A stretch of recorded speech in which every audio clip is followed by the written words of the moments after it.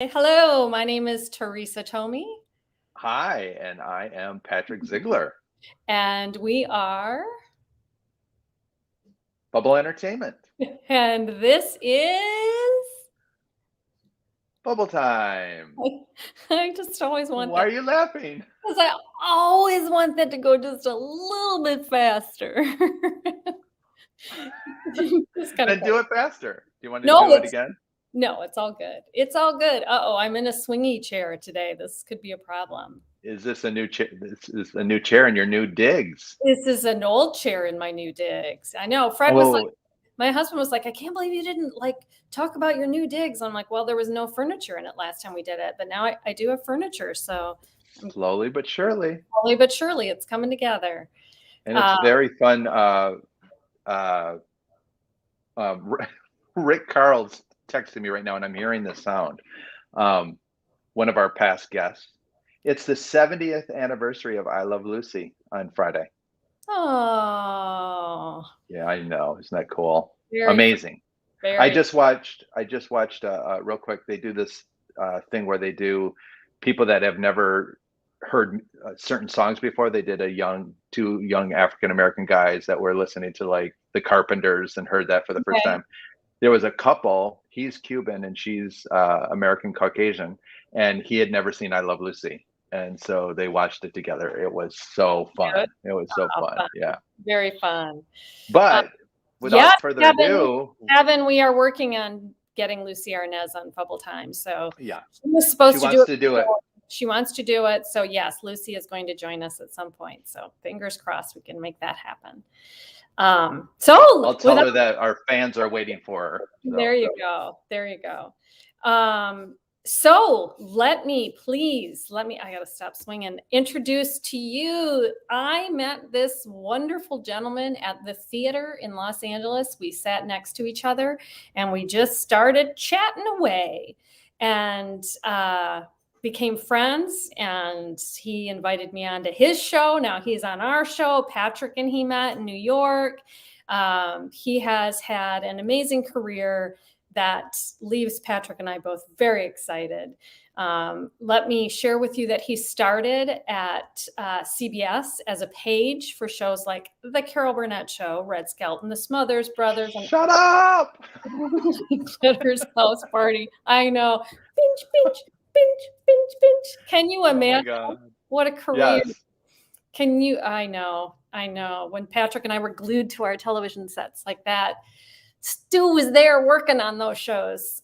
He worked over 40 years at ABC Television in on-air promotion and marketing. Of course, we love that as well. He created and worked on many campaigns like Love in the Afternoon, which was the ABC daytime campaign for more than 25 years. He currently hosts a podcast called Stupified, and we're going to share some information on that in a bit. But we are so excited to have this fine, good human being with us. Please join us in welcoming Stuart Brower. Hello, Stuart. Hello, Stu. I have to say, I'm sure you did the music, no rights issues. You just went right in and did the music. Perfect. We did. Perfect. Very nice. Yes. That's great coming from you. That's amazing coming from you. You give us a thumbs up on that? Excellent. We worked really hard. You don't have to pay anybody. That's great. Yeah.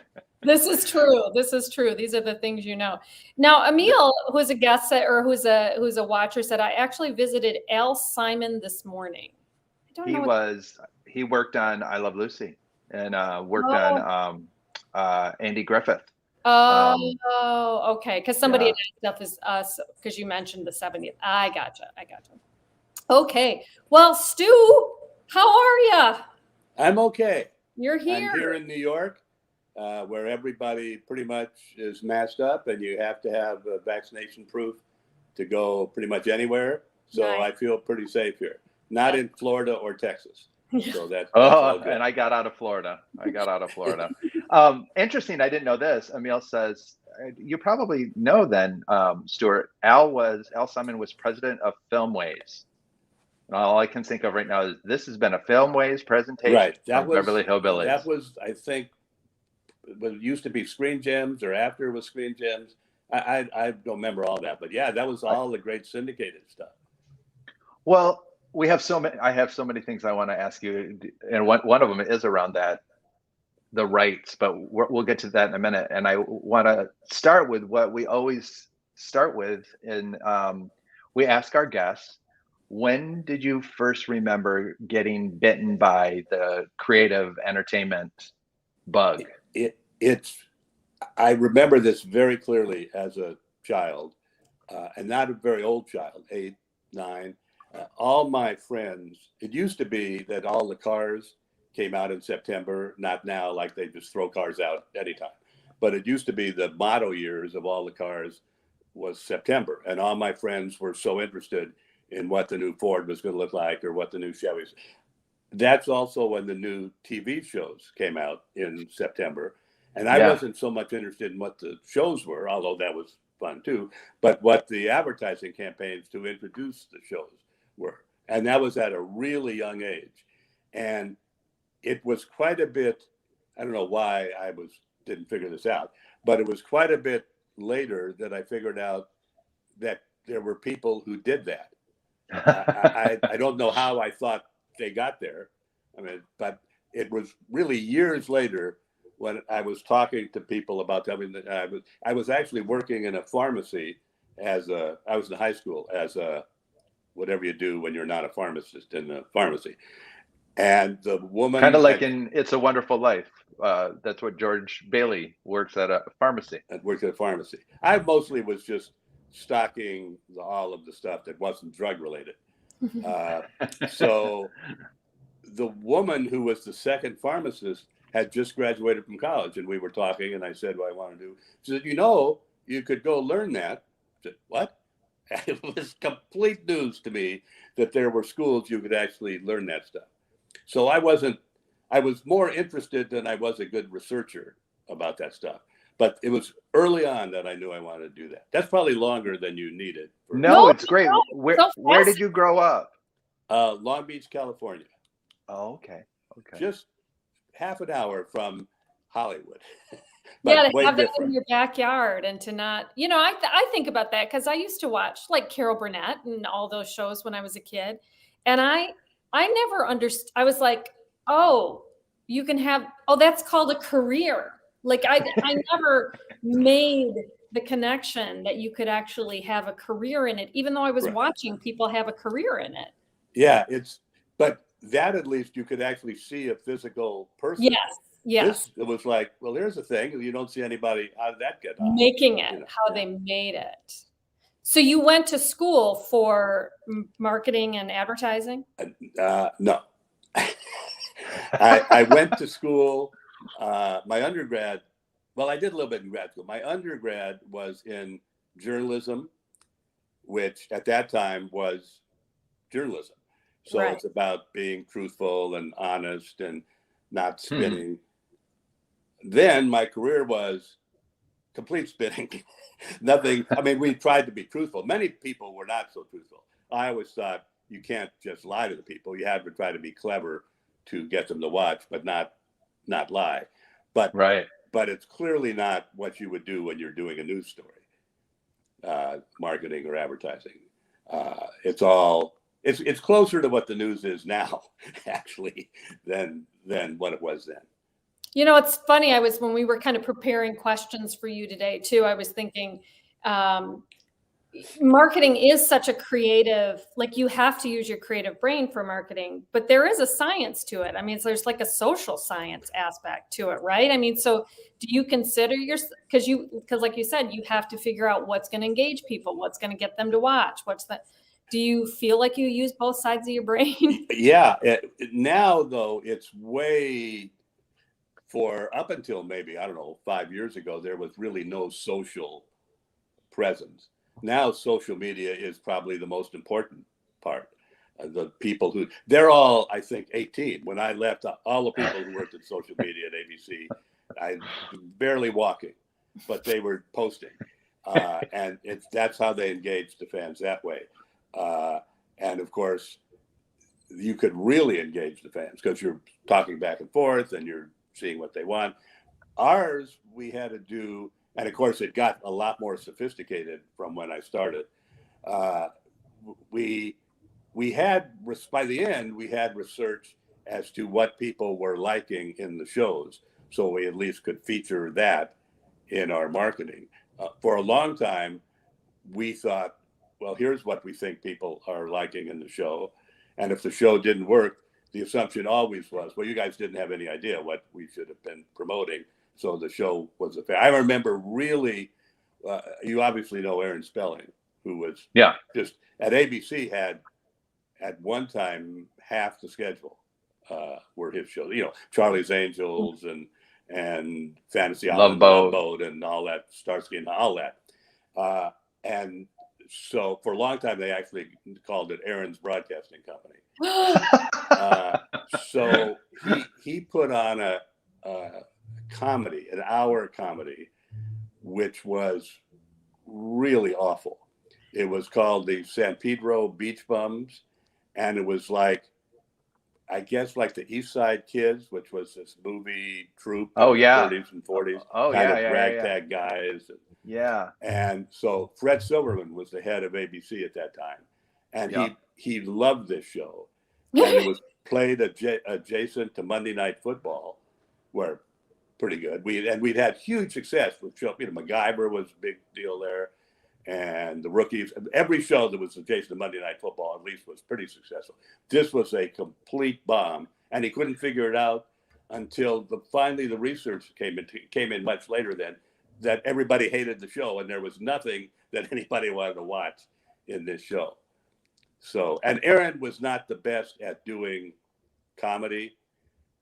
To my knowledge, he only did one other comedy, and it was really sad. It was Lucille Ball's last show. Life with Lucy. Oh, really? Life with Lucy.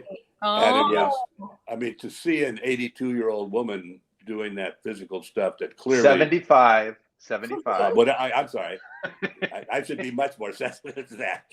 But an older woman, not what she was when she was doing I Love Lucy and all those other shows in the 50s and 60s. You know, it's interesting. I could have a whole story about this, but and this is kind of interesting because I just hit my computer. What you're saying, a lot of things weren't given any time because they realized very quickly, because she got carte blanche. They never needed to do a pilot. Correct. It was like go right to production. It was so late in the year too that any other writers other than her original writers, Bob and Madeline, were all taken already. And you know, she was told this is what the world wants. They want to see slapstick Lucy. And quickly they found out that the audience was not enjoying that anymore. So the scripts started changing. And they brought in Audrey Meadows as her sister, and it became kind of her foil. And the script started getting better. And unfortunately, back then, if you didn't have it, you know, the ratings, it was gone. And Aaron Spelling also ditched it, is my understanding. Well, I mean, I don't know that behind the scenes, but it was clear that he had never, particularly with such high visibility of a show, such a big failure as this. Yeah. And so I think he wanted to distance himself as soon as he could when he saw it wasn't working. So how did you, in your time, I mean, you worked on like broad campaigns, but you also worked on individual shows too, or did you? Yeah, there used to be, and this probably stopped maybe in the mid 80s, big, enormous campaigns to kick off the fall. All the networks did, as well as the individual campaigns for every show. And they were really expensive. I mean, we would spend $2-3 million, which back then was real money. Huge. Well, now it's real money. But shooting and having music and shooting the balloons all over the place. And, air balloons. Yeah, we did balloons. The balloons was actually my idea. Was it really? Yeah, we shot that. This is really interesting. I wasn't a particular balloon fanatic, but I wanted to go. I thought it was a real thing that would be cool to see, is the balloon festival in Albuquerque. So I pitched this idea that we had to do all the background in Albuquerque at the balloon festival. So I got to go. I'm so curious. on this because I posted it today. Still the one. So we're talking about, for people that are out there, it was a campaign from in the late 70s to early 80s, right? It ran for many. 77 and 78. Yeah. So, and we talked when we met in New York at Teresa's show that I loved the flip of the rhyme that you had to say Shirley and Laverne. Yeah, right. I actually, for most of the stuff during that era, when we did special lyrics, I wrote the special lyrics because I also fancied myself that why am I not on Broadway writing the show? But so did you write my real sweet spot was a minute to 90 seconds of lyrics. But yeah, I did that. I remember doing that specifically, Shirley and Laverne, on purpose, because I loved Cole Porter, who frequently did that with phrases that you were used to hearing one way and doing it backwards. Sure. So I did all the rhyming so that we could get to Shirley and Laverne instead of Laverne and Shirley. Oh, that's so funny. So it wasn't you like you were trying to fix something. It was an intention. Oh, no, it was on purpose. Yeah, that's great. We have a question from Kevin, who was actually a guest, and he's an artist. He says, in your time at ABC, who was the nicest celebrity you encountered? I love that he's asking. This is a complete no-brainer, because this guy, there were obviously a lot of jerks, but we also had a lot of really nice people. John Ritter was a wonderful person. Oh, yay. But clearly, the most incredibly sweet, nice person was Henry Winkler. Just unbelievable. Boy, he sure has that reputation still. Man, Marion talks about him. Just yeah, he's they had a Happy Days softball team. Yeah. That we played against with our marketing softball. They really kicked our ass. We were terrible. but I got to see him in a more, social situation there. I worked with him actually more when he was the producer than when he was on Happy Days. He did. He was a producer of MacGyver. Was his show, right? And he had a show called Ryan's Four, which was like a hospital drama. Oh. And he's the only person in all the years I've worked in this. Many people call after the show premieres and said, "Thank you, really great job." He called before the show premiered and said, "Whatever happens, this was a great campaign." No one ever. Oh my gosh. We met him. We met him in Grand Rapids, and he was really, really, because he's dyslexic and I'm dyslexic. Yeah, so and now he's an author. Yeah. Children's books, but yeah. Yeah. We have another question, if you don't mind, from Emil. Do you have a favorite Ernie Anderson interaction story? Yeah, I have a lot of Ernie Anderson. Who's Ernie Anderson? For many, many, many years, he was the sole announcer for our promotions at ABC. He was the guy who was the love boat. He was that guy. And so I'll give a couple stories. One, in that vein, he really wanted, when we did the taxi promos, to do taxi, and we didn't want him to do that. We just wanted him to say taxi.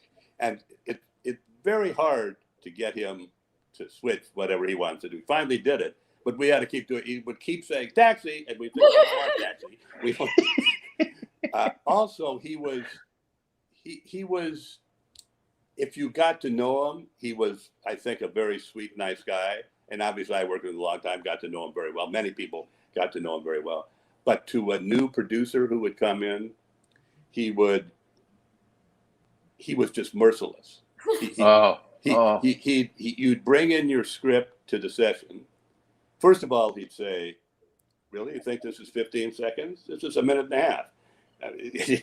He'd bag you on that you wrote too much copy. Then, yikes. Then he'd read the copy, read it over before, and he'd put at the top, like he was a grade, GTOFB with an F. And of course, the person then would have to say, "What is GTOFB? Get out of the fucking business." Oh. So we had to prepare every producer. Well, here's what's going to happen. This is going to happen. This is going to happen multiple times till he gets to know you. And this is what it is. And if you can't handle that, you can't work here because that's what's going to happen. Wow. So and he, go ahead, Teresa. No, just clearly, you do hear these stories about people with surly attitudes or, difficult to work with. And they do tolerate that in the industry. I mean, did you? Well, I think they don't now. Do you think? Yeah. Do you think it's changed in the course of your career? Did you see it change?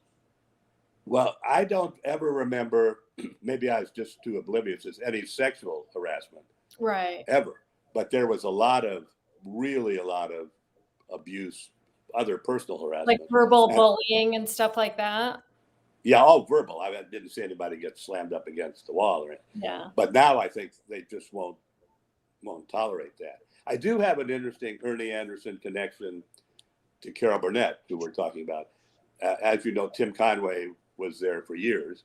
Ernie Amazing. Anderson was his best friend. They both came from Cleveland together. Ernie was a huge star in Cleveland.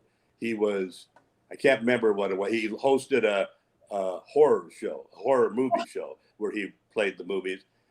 I can't remember what he called himself. But anyway, he was, for a couple of years, the announcer after Lyle Wagner left. He did it. But mostly, he would come and sit in the audience every week, and they handed out bumper stickers to the audience. Who the hell is Ernie Anderson? And nobody ever said anything. The audience all went, I guess, put it on their cars, and the audience never asked. That for some reason, they just said, okay. And he was there. Nobody ever introduced him. I think sometimes Carol introduced him, but didn't say who he was. Ladies and gentlemen, Ernie Anderson. He stands up. Everybody applauded, and nobody had really any idea who he was. But that's fun. He and Carol were very close, and he and Tim were very close. So Emil says it was Goulardi. Goulardi. That's exactly right. Goulardi. I think it might have been Ghoul. I think that's how he spelled it. But maybe not. Like a ghoul. Like a ghoul. But that's exactly right. Goulardi. And somebody. And then, Timeless Nothing. Howdy. Love Tim Conway. We all love Tim Conway. We got to meet him at a restaurant in LA, and he was wonderful. The reason they always laughed at him when he was doing, particularly Harvey, they would have the dress rehearsal, and he never did, anytime he did anything, he never did it the same way twice. So he would do the dress rehearsal, and he'd do whatever he did. And then at the show, they were all seeing it for the first time. He'd never done whatever it was. Yeah. What? I mean, the sketch where he stabs, but he was the dentist, and he stabs himself with the Novocaine. Yeah. That was supposed to be way, way shorter than that. But he really, I mean, people couldn't, everybody was laughing. Harvey was supposed to be under and was laughing. You just couldn't avoid it.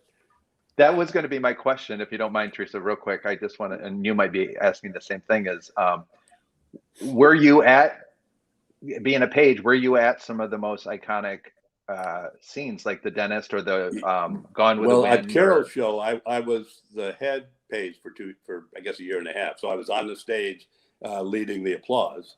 So I was really right there where they were shooting. And that, I would say, every one of the live shows that I worked on, not live shows, but, tape comedies, all had a different way of doing things. Carol was the most meticulous. They did the dress rehearsal at 4:15, the air show at 7:30, and the hour and a half for the hour, all done. Wow. The Smothers brothers shot on the same night. They would start at 4:15 and not be done by the morning. They'd have to send the audience home. It was that was a real mess.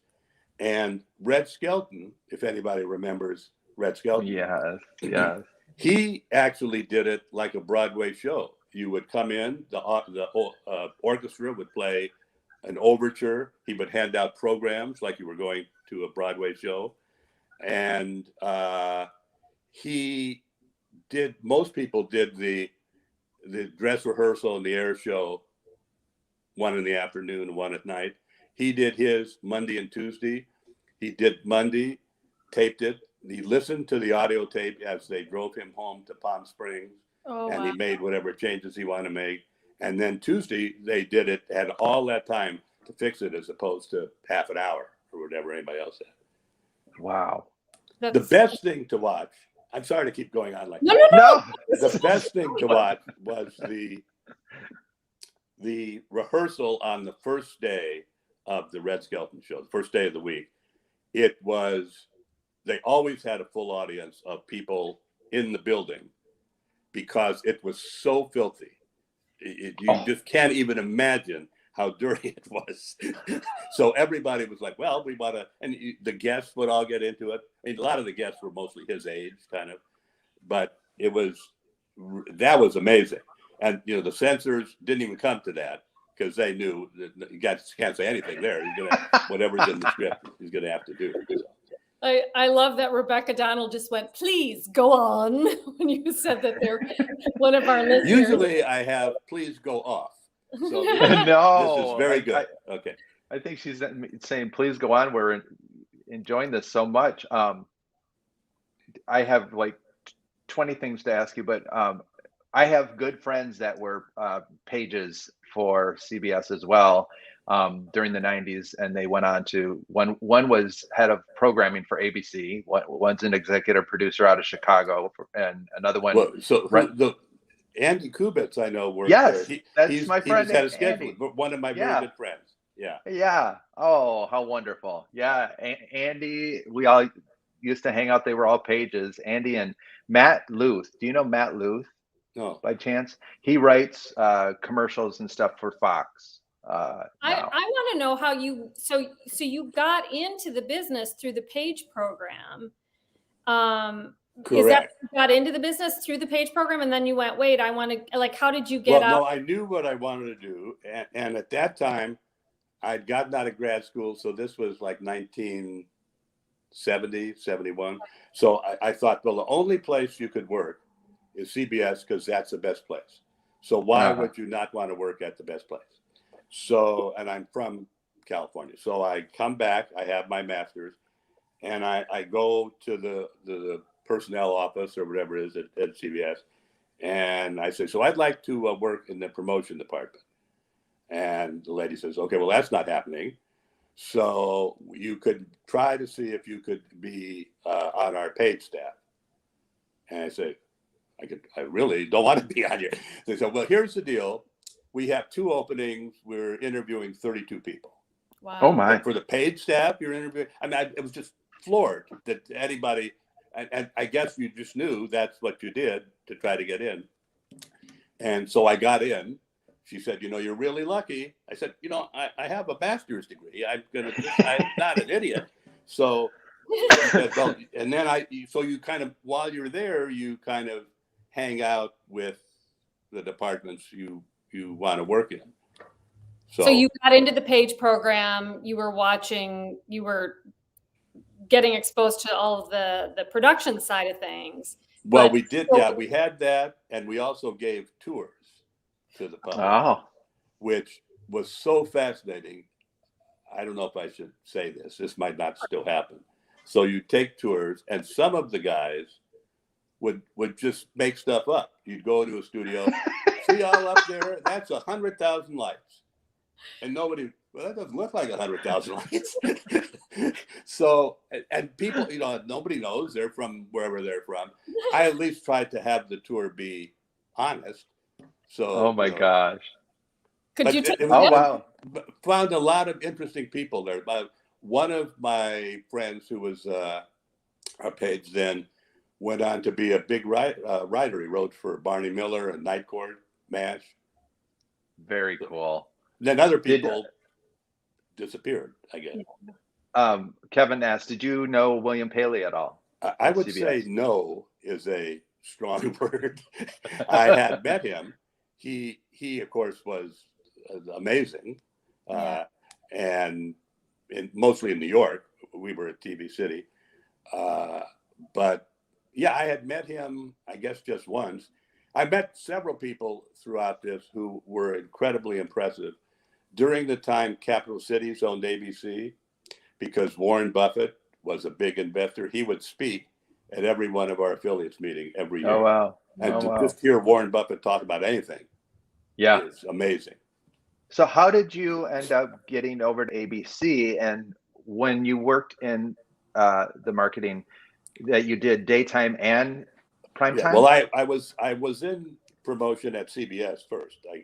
Okay. And what happened is I got hired. It was a tiny department because the way it worked was we didn't do things. We did things that would run for weeks. We didn't do weekly topicals like that. So I got hired, and within the first 2 weeks, the 3 top people all left. Mm. So instantly now I'm the number 2 guy in the department. I've been there 5 minutes. Oh my God. I ended up doing lots of stuff that I wouldn't normally have done. That's great. But then you ended up of being at the right place at the right time, I think. So, but then you did get over. So how long were you at CBS before you went over to ABC? I was in the CBS promotion department maybe a year, maybe not quite a year. Oh, not that long. And then one of the guys went to ABC. One of our guys who was there had gone to ABC, and they had an opening there. And he said, "Well, you should apply. You're better than a lot of these guys." So I got a job at ABC. Yeah. And your actual jobs, like, talk about what was your work day like? So you were producing things, you were writing some stuff. Like what's a day in the life?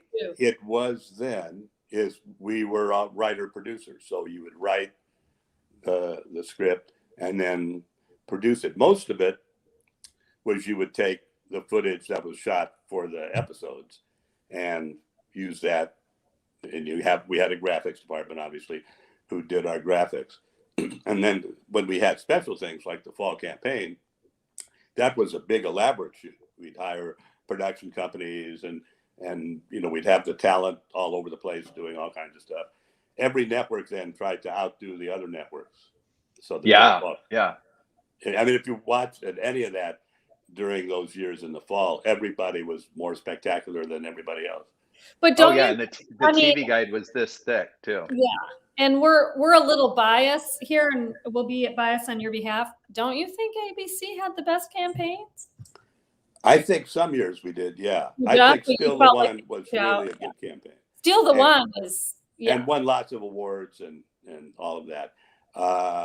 People now, it's really interesting. Friends of mine who I didn't know then, somehow everybody's going on YouTube all the time to find this stuff. I don't know how much time everybody has to go on YouTube.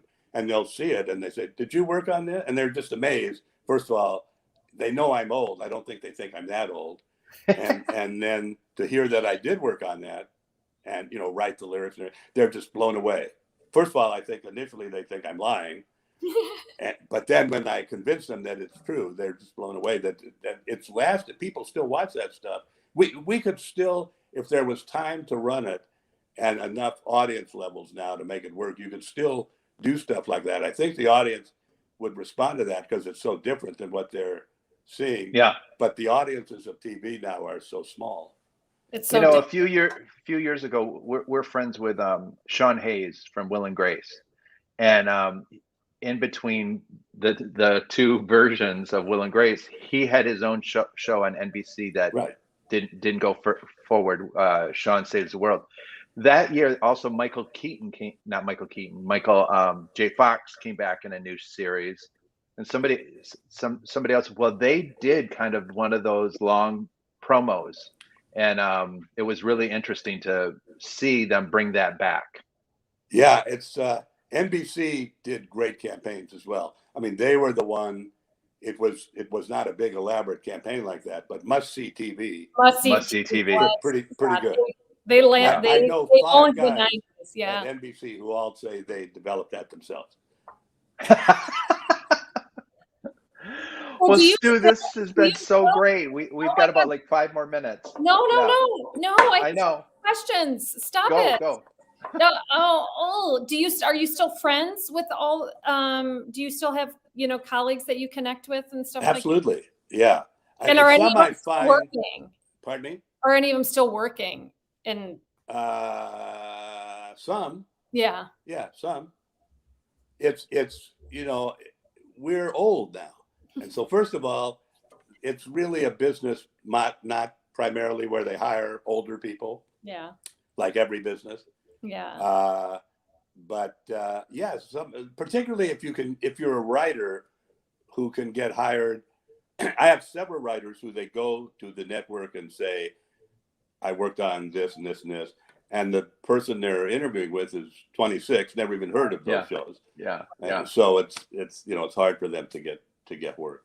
Yeah, it's a different world. Yes, we've met with those children before. And not that they're not smart, although lovely people, just young. Patrick, we were in a meeting with William Morris Endeavor once, and the guy that we were meeting with was like, just a second, I have to go deal with this or whatever, and he left the room. And Patrick goes, I think he's going to call his parents to see what time they're going to come pick him up.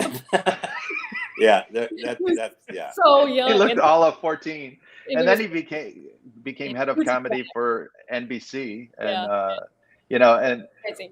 I want to ask Stu before we do wrap up. I want to ask you. Happy to do part 2, by the way, if there's ever a hole in the schedule. Well, I think we've got so many people saying, please keep going. Love your feedback. Love what you're sharing. Love all this. So we're getting some nice feedback as we go through this. But please do tell us about your podcast. So you have a podcast called Stupified. My friends convinced me to do this. It's getting better. We've done over 100 episodes. And we sometimes it's an interview thing, like we did with Teresa. It's called Stupified because it's kind of a play on my name, and it's as close to being about nothing, the way Seinfeld was about nothing. Now I do a dive every week. And that sounds more like NPR, but every week into a thing like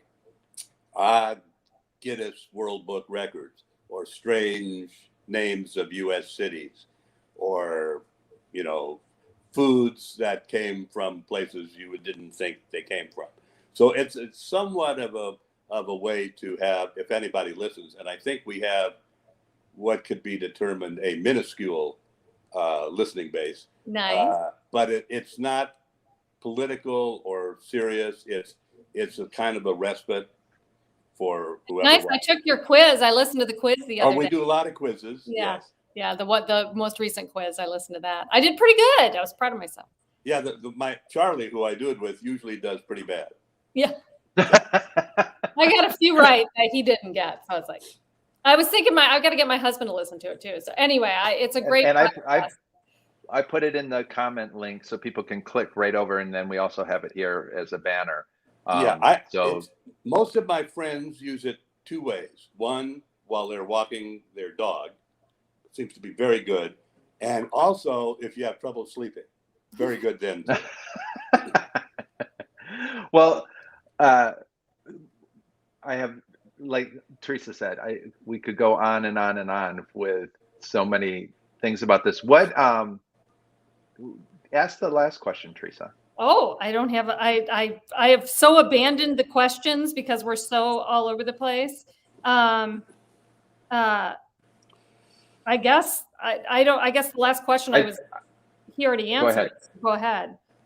Well, mine is just: is there anything else that, other than the podcast, that you would like to put your toe in? Get involved in? Yeah, it would be.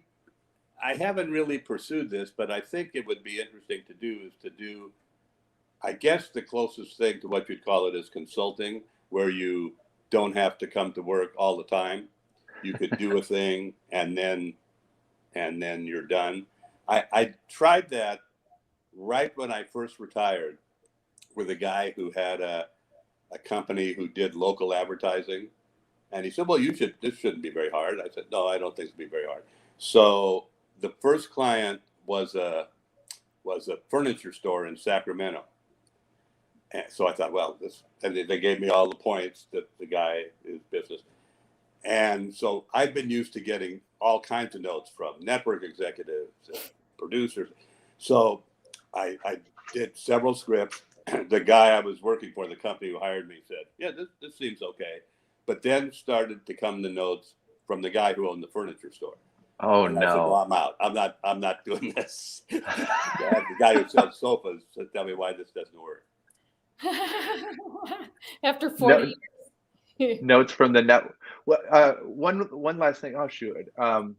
When you were working on the Carol Burnett Show, had you known about her like from the other show that she was on? I'd previously known about her with from Broadway. I Okay. saw her on the Gary Moore show. Gary Moore. That's what I was trying to think Yeah. And then to put that full circle, she did a pilot for ABC. Maybe, well, I was still there, so it would have been maybe 5 years ago. A sitcom. Oh yeah, with Amy Poehler, right? I don't. Wasn't she producing that? She was, I think, one of the producers, and ABC passed on it, which is we all thought, well, how are you passing on Carol? Because it actually wasn't very good. The supporting cast was not great. Mostly, some were okay, and we thought, well, all they have to do is recast this, and this is the writing was so everything should be okay.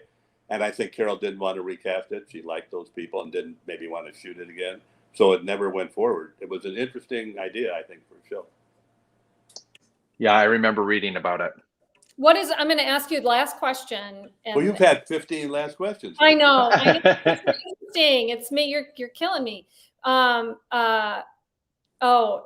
Interesting. Kevin asked, I'll let Kevin ask the last question. TV used to be free. How do you feel about it costing money now? Amazon, Netflix, Hulu. Well, I, of course, have subscriptions to Amazon, Netflix, and Hulu. I barely watch network television anymore because the shows, because they have so much more money, are for the most part better, and they don't have to do so many of them. There are TV shows I watch, network shows, that I think are great. Shark Tank, I think, not only for the show but for the social good it does, is a fabulous show. Yeah. And I watch a lot of the news on TV and, of course, sports. But it isn't. I don't love that it costs so much for people to have to pay for television. But if you didn't pay, you wouldn't get, the quality that you get. I mean, you pay for HBO and Showtime too. And right. That's why they're better quality. Yeah. I would love for the networks to be able to do shows like they use, like Playhouse 90, which even predates me. Yes. It was a 90-minute drama every week. Amazing live. If they could do that, it'd be great. Yeah. Yeah, they get some of it is overproduced. I mean, it's hard. The technology gives you advantages and disadvantages. But now you look at the ratings for network television, with the possible exception of football. Yeah. They're 0.5, 0.6. These are shows that would be canceled while they were on. Right. Right. And they run for years. Yeah. Right. Yeah. It's a whole new world out there. Stu Brower. Oh my gosh. It's so good to see your face. Nice to see you. Even if it's from far away and little tiny screens, it's still great to see you. I'm so glad you joined us for this. I really feel privileged to be on this. This is really, really nice. Oh my gosh. I was just thinking, this is free. So Kevin, you got to tune into our show for free tonight. And Kevin tunes in every week that we do it. He's so wonderful. And thanks to everybody, but really, Stuart, it is really an honor to be able to interview somebody like you that has such a career in the business that Teresa and I love and grew up in and continue to work in and continue to pitch, do as well. Yeah. I think I told you when I met you, it's like I've met people all throughout, all in the business. And then when I met you and you told me you did the Still the One campaign, I think you're one of the few people that gave me goosebumps. I was like, she texted me. She's like, "You're not going to believe who I met." Yes. Well, most people don't tell people. So that, Yeah. I fangirl. Now it's like so historical that people don't exactly even remember it. They just remember, well, it seemed to be good. I don't know if you looked at it now if it would really be that good, but course. It Of course is. it would. I posted it on my Facebook page. So for Thank our you. Facebook page too. We don't get money for this. It's Yeah. not like anything. But okay, thank you. Thank you, Stuart. Bye, guys. Nice to talk to you. Bye. Thank Thanks you. so much. Oh my gosh, what a riot. Love him. Love everybody. Thank you so much for joining us. We'll be back next week with some more behind the scenes Of the industry. television, the industry. So thank you so much for joining us. And as we say every week, Gotta go. gotta go.